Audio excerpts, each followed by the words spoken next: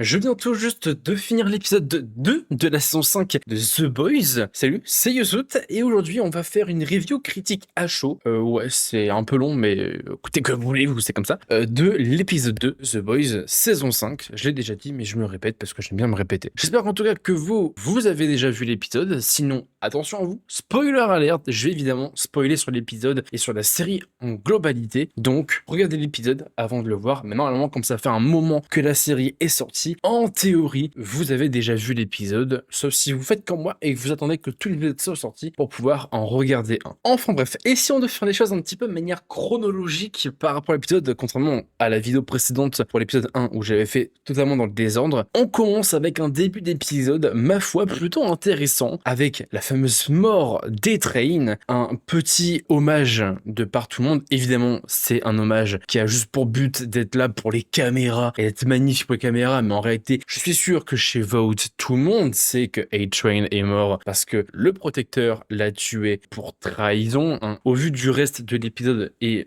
de comment avancent les choses, on est clairement sur une métaphore de la Seconde Guerre mondiale. Dans le sens où, effectivement, le fait de vouloir absolument réprimander les sales activistes, tout ça, waouh, punaise, c'est hard quand même comme truc, je trouve. En tout cas, ce qui est sûr, c'est que j'ai apprécié le fait que juste après, on puisse découvrir le repère de Butcher, le fait qu'il ait réussi à redévelopper le fameux virus à super. Mais surtout, à un moment donné, je vais être cru, attention, Piggy 18, je tiens à le dire, pour ceux qui seraient jeunes et qui regarderaient cette vidéo. Pour faire ça, autant le faire à plusieurs. Je parle de la scène Yui, Stella et le français Kimiko. Faites-le ensemble. Enfin, je sais pas. Et puis il y a des échos quand même qui doivent résonner. Un petit peu bizarre quoi.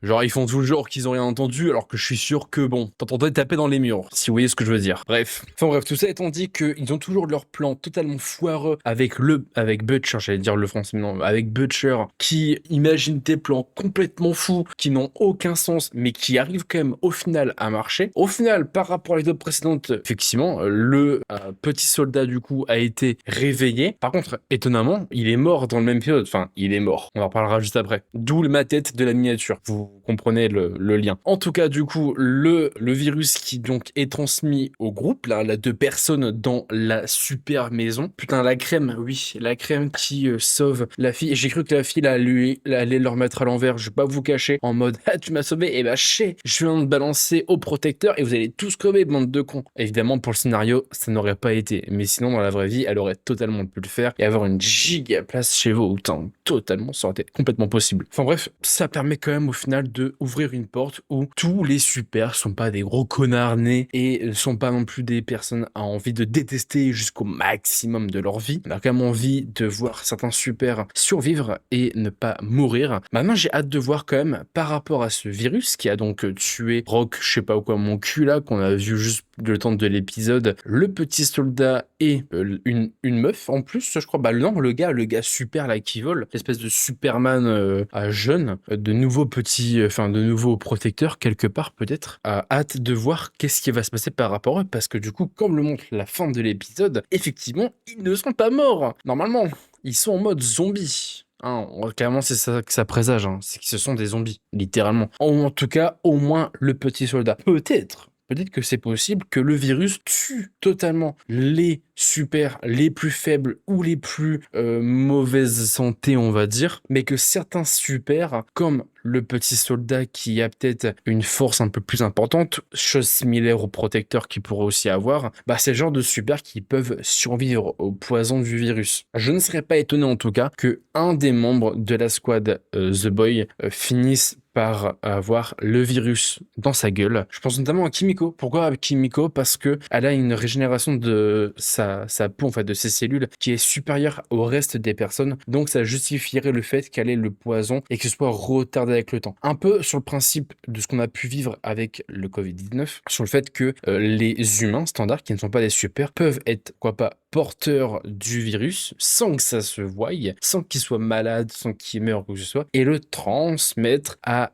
d'autres personnes, notamment aux super, qui eux par contre crèvent et peuvent aussi le transmettre quelque part. Ça m'étonnerait pas un truc comme ça, même si j'ai quand même un peu doute que ça part sur ça. Je pense qu'ils évitent quand même de faire trop de liens avec des trucs réels, ou en tout cas de trucs trop évidents quelque part. Mais je pense que ça reste une possibilité pour la suite, et notamment l'épisode 3 de The Boys saison 5. Voilà un petit peu, avis global, hein. Bon épisode. J'ai trouvé meilleur que l'épisode précédent. Je vais pas vous cacher, un peu plus de rythme, un peu plus intéressant et dynamique. Ouais, j'ai trouvé quand même plus sympa. J'ai moins vu l'heure passer que l'épisode précédent. Hâte de vous découvrir du coup le suivant. J'espère en tout cas que cette vidéo avis à chaud sur The Boy vous plaît et que les prochaines vous plairont aussi. Sur ce, je vous laisse là-dessus. Merci d'avoir regardé cette vidéo et je vous dis à très bientôt pour une nouvelle vidéo et notamment pour tout simplement la review de Mandalorian et Grogu que je vais aller voir pour moi demain. Donc je vous sors ça du coup normalement dimanche, le jour où ça va sortir la vidéo Mandalorian et Grogu sur la chaîne critique de ce film. Très hâte de la faire et de découvrir surtout ce film. Bref, sur ce, bye tout le monde, c'était Yosuit. Ciao ciao.